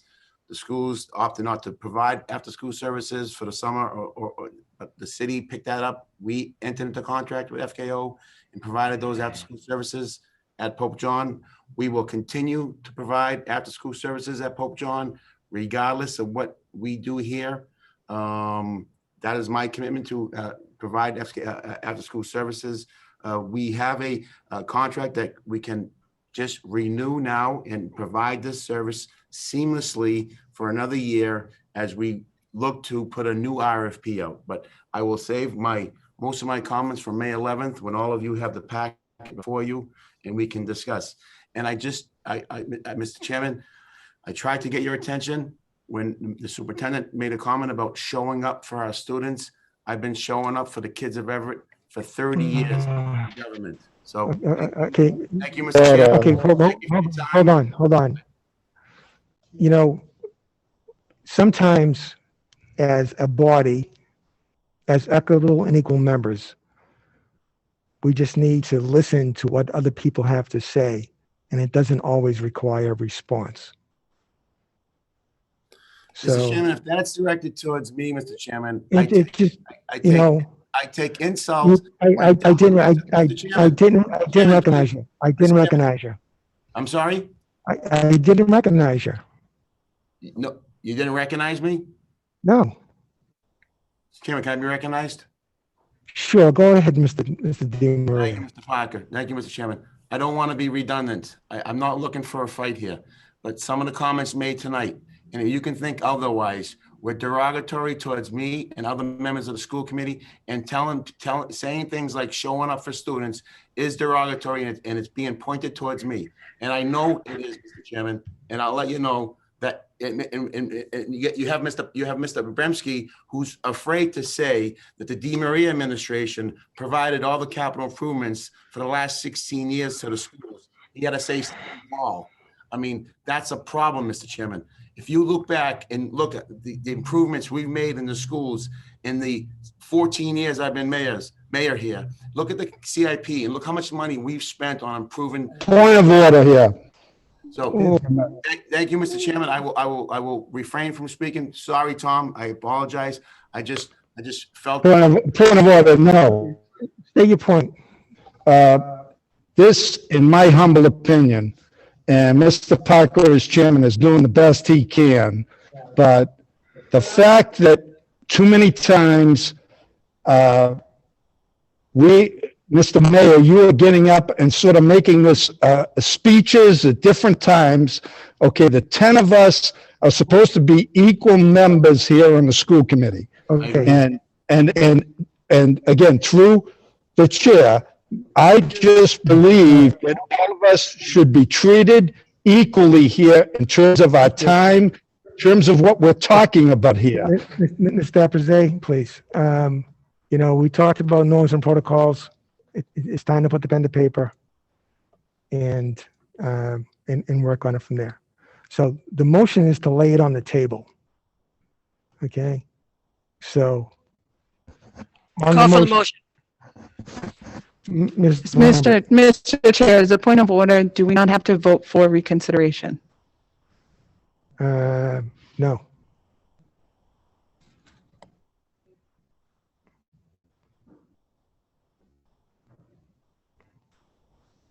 No, voting for reconsideration should have happened at the last meeting after the regular vote was taken. So, Mr. the motion Chairman, before us is to lay, motion before us is to lay this on the table. Ms. Murray, you're next. No, I was pointing to the man. Okay. So- Mr. Mayor Di Maria. when someone moves for reconsideration, they basically bring it back to the agenda. The agenda, it was moved, made by Mr. Apizay to forward it to the next meeting on May 11th, and that was the motion. It was seconded, and now we just take a roll call. That's all. So the motion before us to lay it on the table. Can I have a roll call vote, please? Yes. Mr. Barrows, Yes. Ms. Cardello, Yes. Mayor Di Maria, Yes. Ms. Lambert, No. Mr. LaMonica, Yes. Ms. Murray, Yes. Mr. Panarisi, Yes. Ms. Sarni, Yes. Mr. Parker. Yes. 9 affirmative, 1 negative. You have moved to lay this on the table to appear at our next special meeting of May 11th. So we'll need to update the posting. Madam Superintendent.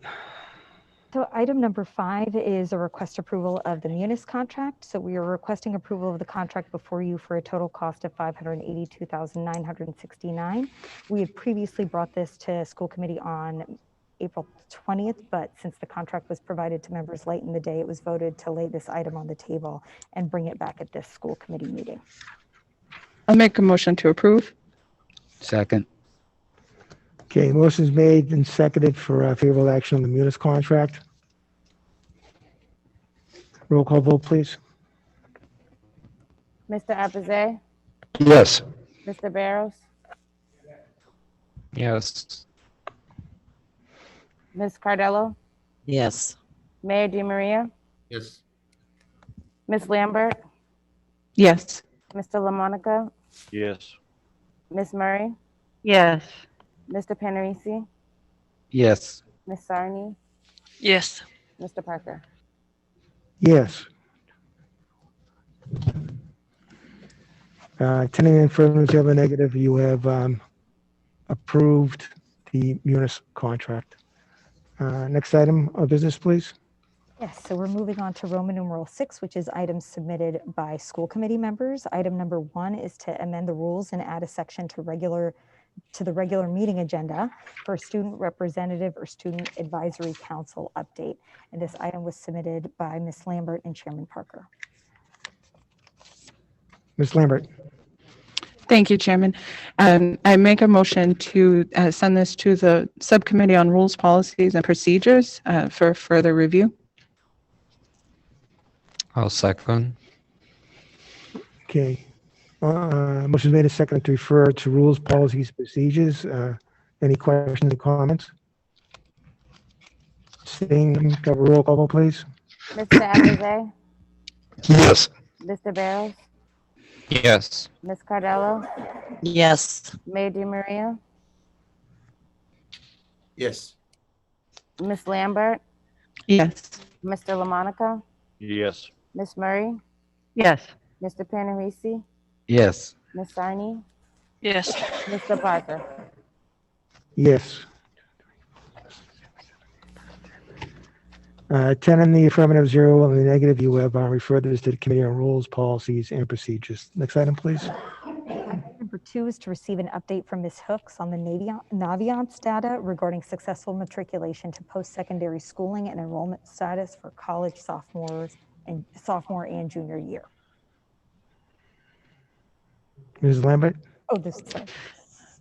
Thank you. And I do see that Ms. Hooks is present, and I appreciate her hanging in there. I'd make a motion to invite Ms. Hooks to the table. Second. Motion made and seconded to invite Ms. Hooks. Can roll call vote, please? Mr. Abraze, Yes. Mr. Barrows, Yes. Ms. Cardello, Yes. Mayor Di Maria, Yes. Ms. Lambert, Yes. Mr. LaMonica, Yes. Ms. Murray, Mr. Panarisi, Yes. Ms. Sarni, Yes. Mr. Parker. Yes, 10 in the affirmative, 0 in the negative. Welcome, Ms. Hooks. Hello, thank you for having me. So Ms. Hooks, I wanted to invite you. Hold on. I wanted to invite you here as our new guidance director. This was a conversation I had actually brought up my first month in, and then we know what happened with the pandemic. And so I'm trying to get a sense of not just how many of our students matriculate into post-secondary schooling, but then their success rate as they go on. And I think it would help us to inform programming at the high school level to better prepare. And I know this may not even be the best example because COVID obviously impacted college enrollment as well, and people may have taken semesters or even a year off. But this is a trend that was occurring well before COVID, where our students are making it to college, but not necessarily to sophomore and junior years. And I think it's incumbent on us to understand why, so we can best prepare our current students. So if you have the data, or if you need time for the data, that's perfectly fine. But I appreciate your being here. Oh, well, thank you for having me. So in just looking at the data, unfortunately, Naviance does not provide you with data about students who remain in post-secondary institutions. The data is actually based on the application students submit to different institutions. So we have the different we have information about where students apply to schools, where students get accepted, but we don't have the data around if they remain there beyond their sophomore and junior year. I'm still looking to see what other avenues there are. I have looked into the DESE website also, and I have not found that information. I appreciate you looking into that, and I may have been mistaken about the information that Naviance provides, because I had thought that was a feature. Very likely not. Do you think it would be beneficial to even, so we do have contact data for our graduating seniors, right? Is that housed in Naviance? So we do have some contact data for the students, and then that's us reaching out to the students, and it's based on whoever responds back to us. So we don't have, I can't guarantee that the data is 100% accurate because we don't get responses from all our students. Sure. They remain in those institutions or not. And I'm just wondering if it would be worth a survey to past students to find out what their post-secondary school is like, and if they have any feedback for us that can again help us with programming in the 9th through 12th grade that will better prepare our students. And even having that touch point, I think, for our seniors, because they're still part of our community, may even be helpful for them. But if that's possibly something we can do, I appreciate it, and I appreciate your time. Oh, no problem. Moving forward, that is definitely something that we can gather from our alumni from our previous students to gather that data in terms of implementing programming for our students. That information is definitely helpful. But it's not something that we have currently at this time, but moving forward, that is something that my team can work towards obtaining information on. Thank you. Much appreciated.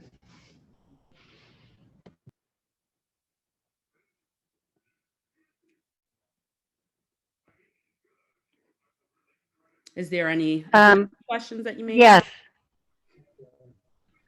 Sorry. I was muted. Sorry, please. I'm sorry, I didn't get Yes. Yeah, he broke up. He was saying, he was recognizing me. Thank you, Ms. Hooks.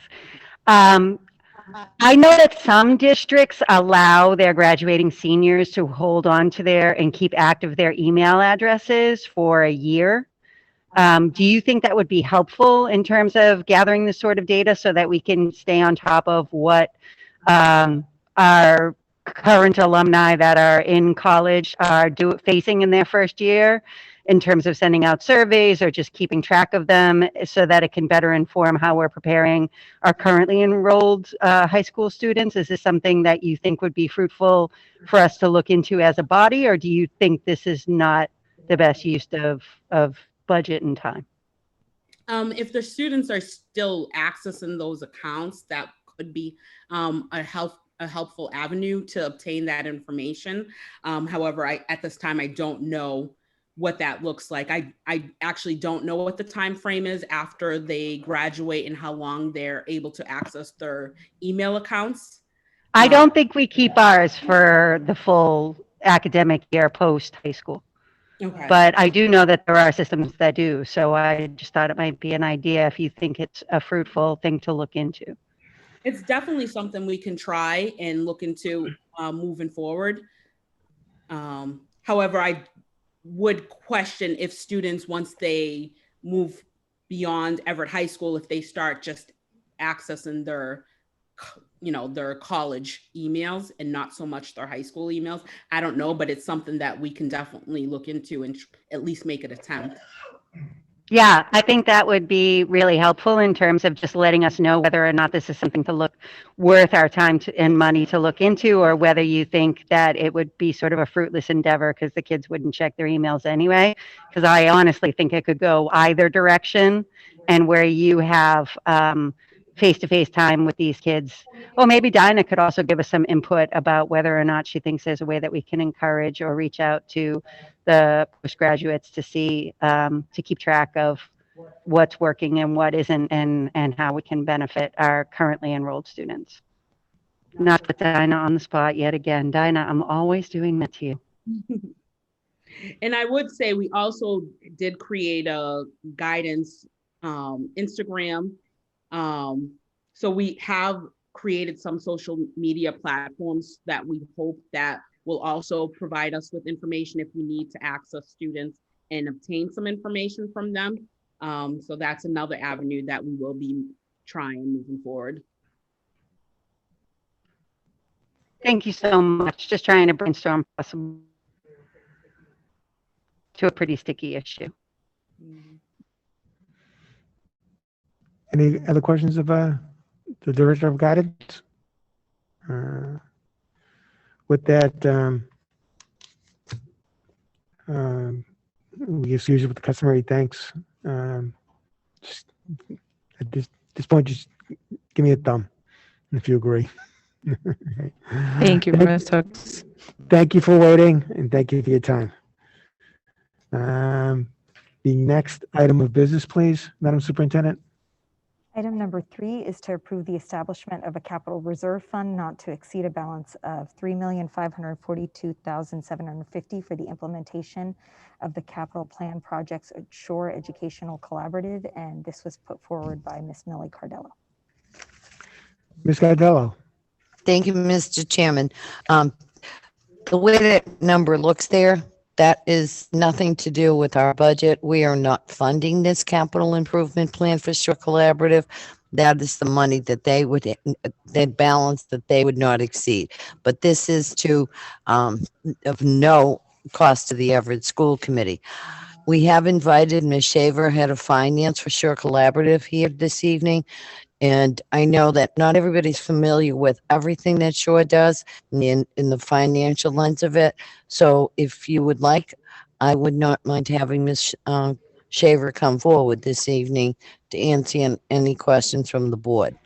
And I'll put that in form of a motion. I'll second that. Okay, motion made and seconded to bring forward Ms. Shaver from the Shore Collaborative. Kristen. Right. Okay. Roll call vote, please. Mr. Abraze? Yes. Mr. Barrows? Yes. Ms. Cardello? Yes. Mayor Di Maria? Ms. Lambert? Yes. Mr. LaMonica? Yes. Ms. Murray? Yes. Mr. Panarisi? Yes. Ms. Sarni? Yes. Mr. Parker? Yes. 9 in the affirmative, 0 in the negative. Welcome. This is your first time, I believe, you're appearing before us. Ms. Yes, Shaver. yes, thank you for having me. Ms. Cardello, your guest. Thank you. I'll start it off. Hi, Ms. Shaver, welcome, and thank you for joining us this evening. I did send out the capital improvement plan to my colleagues as well as the administration, and I'm not sure if anybody has any questions for you on it, but I thought it would be better for them to ask you than to ask me.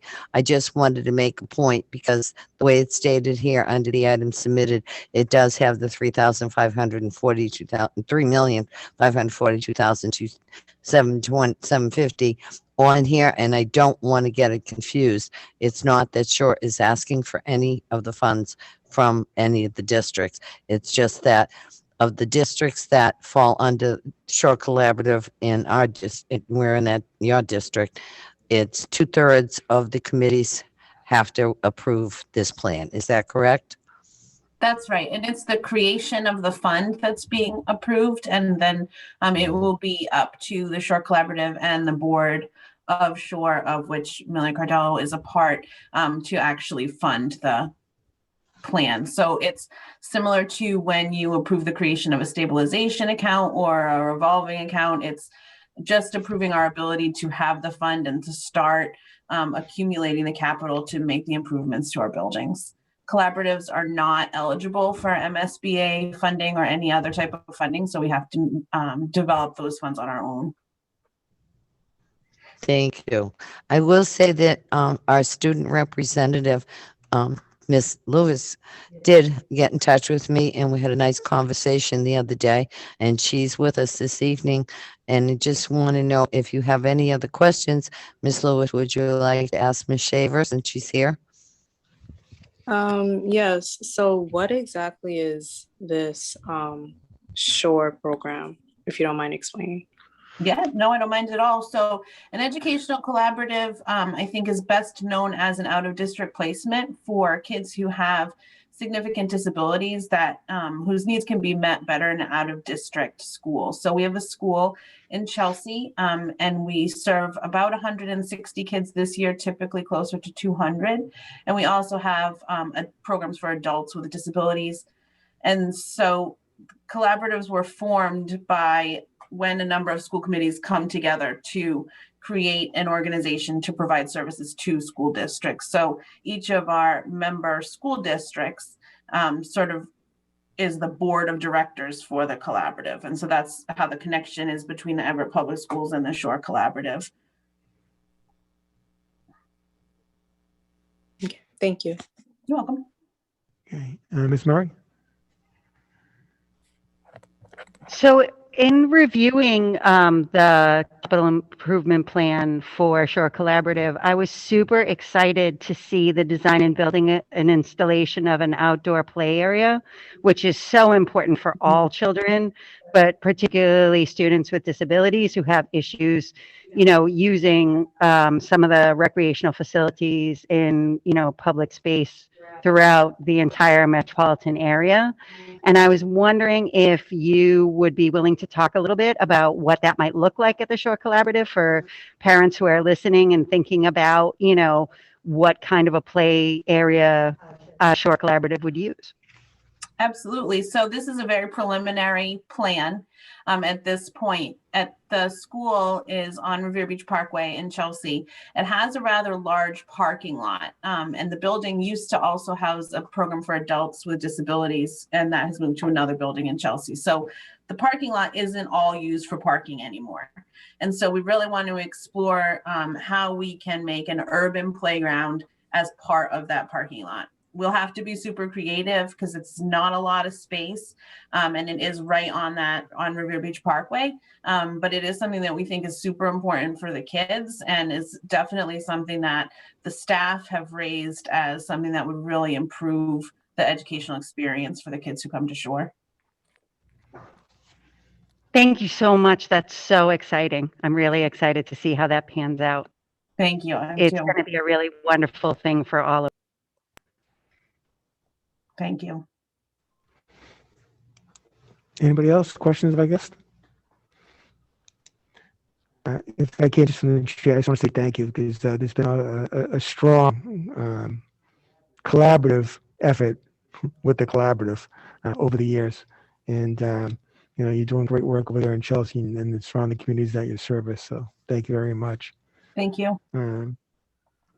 Cadillo, in closing, In closing, I want to thank you for all you do. It's been a tough year on everyone, and I know from serving on the board at Shore how tough it's been with being closed down, doing the home programs, and so forth. And I never ceases to amaze me what collaboratives can do for us students, as well as some of our seniors that still go there. And I just want to thank you. Thank you for appearing this evening. And I will say, excuse Ms. Shaver with the customary okay, thanks. and I'll ask for a roll call on that. Mr. Abraze, Yes. Mr. Barrows, Yes, and thank you. Cardello, Yes. Ms. Lambert, Yes. Mr. LaMonica, Yes.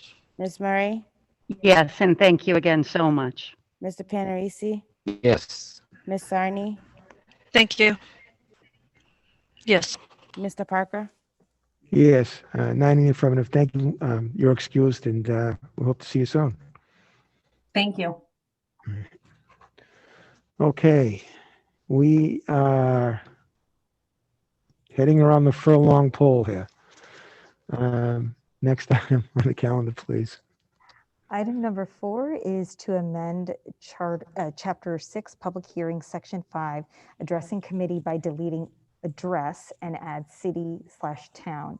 The amended sentence would then read, all persons so recognized must first state their full name and city or town. This was submitted by Chairman Parker. Actually, can I amend that to add Mrs. Lambert? I want to A second. I want to add Mrs. Lambert as a sponsor. Can someone make that in a form of a motion? I'll make please? that as a motion. A second. Okay, so it's made and seconded to add Mrs. Lambert as one of the sponsors. Roll call vote, please. Mr. Abraze, Yes. Mr. Barrows, Yes. Ms. Cardello, Yes. Ms. Lambert, Yes. Mr. LaMonica, Yes. Mr. LaMonica, Yes. Ms. Murray, Yes. Mr. Panarisi, Yes. Ms. Sarni, Yes. Mr. Parker. Yes, you have amended. Mrs. Lambert. Thank you, Mr. Parker. So I would make a motion to lay this on the table. Second. And on the motion, just to, for my colleagues, if I may. Mrs. Lambert. This was as direct feedback from our public comment, but specifically our public hearing, where it does require that the address be stated. And there were some valid concerns about potential accessibility issues for those that did not feel safe or comfortable with their address. So we wanted to make sure that anyone that wanted to participate could comfortably. And so we amended that to the city or town of residence rather than your residential street address. Okay, thank you. And if I could add from the chair, so, we have public hearing, we have public comment. Public hearing is older language, has been around for a long time. Yes, we did amend it recently to include all residents. And that public hearing reads address.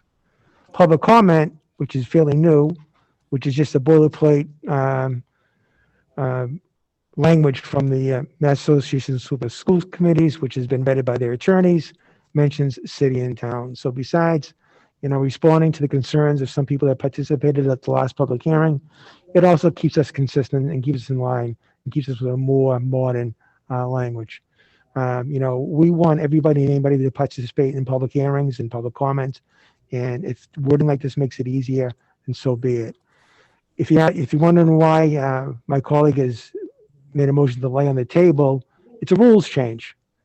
And we have to now, and I'll take that upon myself, to notify the city clerk that we're in the process of making a rules change. So that 2 weeks gives us that little, that stay period. So when we come back at our next regular meeting, this item being on the agenda, we can then vote for indictment. So that's where we are on this.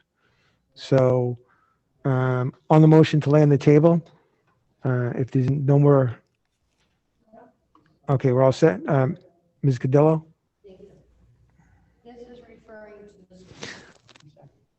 I think you're mute, Mila. Thank you. I can't press two buttons at the same time. Raise hand button. This is referring to our rules, the school committee rules? Is Yes. that what the chapter is? Okay. Yeah. And that's the way it's currently written. So that's what we're trying to change. Yeah, so we're gonna, Okay.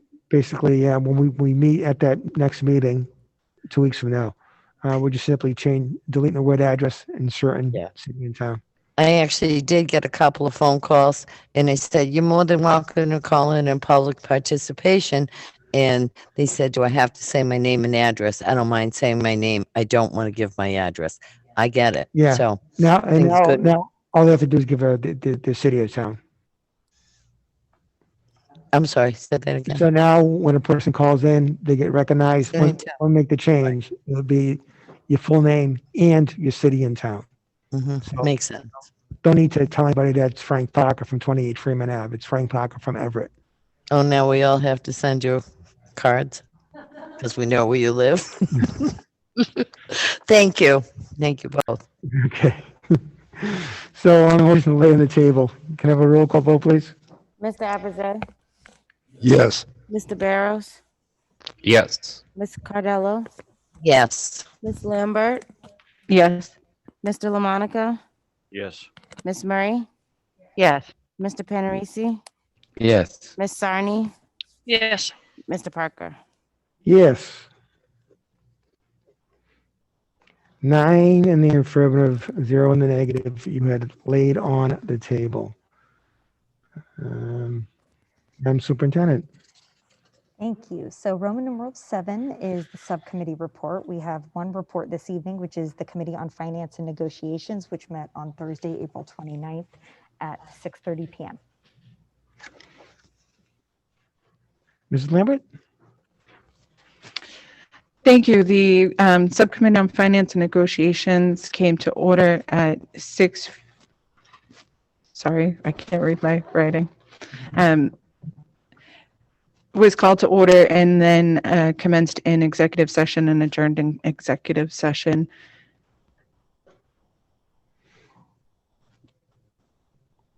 Okay, so therefore the proper motion would be to accept the communication as written and place on file. I'll make a motion on that, but I also want to make a motion, speak on the motion before. I need a second on the motion. Second. Okay, Ms. Sani. I would like to, hopefully we can get another member as soon as possible to join us on committee. We are short staff and I'm hoping we can have it by the next committee meeting. Okay, and I know we communicated via email, and I told you we were working hard to find that replacement. There are some challenges, but the superintendent, myself, council are working on it because we understand what the burden is this time of year during negotiations. They have to do it, so we understand and we're working on it. I appreciate it. Thank you. I just hope so, that we can get someone else sooner. Thank you. So on the motion to place on file, got a roll call vote, please? Mr. Abraze, Yes. Mr. Barrows, Yes. Ms. Cardello, Yes. Mayor DiMaria, Ms. Lambert, Yes. Mr. LaMonica, Yes. Ms. Murray, Yes. Mr. Panarisi, Yes. Ms. Sarni, Yes. Mr. Parker. Yes. 90 affirmative, you've accepted the communication is written and placed on file. Do we have anything else on the agenda? I'm sorry? I don't think, Number 8 is bills and payrolls we have anything, for this evening. yeah. So yes, that's the final item on the agenda. Okay, so therefore, I'll entertain a motion to adjourn. Motion Motion. to adjourn. Second. Second. Motion made and seconded to adjourn. Can I have a roll call vote, please? Mr. Abraze, Yes. Mr. Barrows, Yes. Ms. Cardello, Yes. Ms. Lambert, Yes. Mr. LaMonica, Yes. Ms. Murray, Mr. Panarisi, Yes. Ms. Sarni, Mr. Parker. Yes, before I read the vote, please, on May 11th, we have a public hearing starting at 6 o'clock. The public hearings are on the budget, school choice, and then following that, we'll have a special meeting to vote on the budget, to vote on school choice, and we will also address the matter of the RFP. So with that, we have 9 in the affirmative, 0 in the negative. You have enjoyed. Thank you for your time, and thank you, everybody, for showing up tonight live.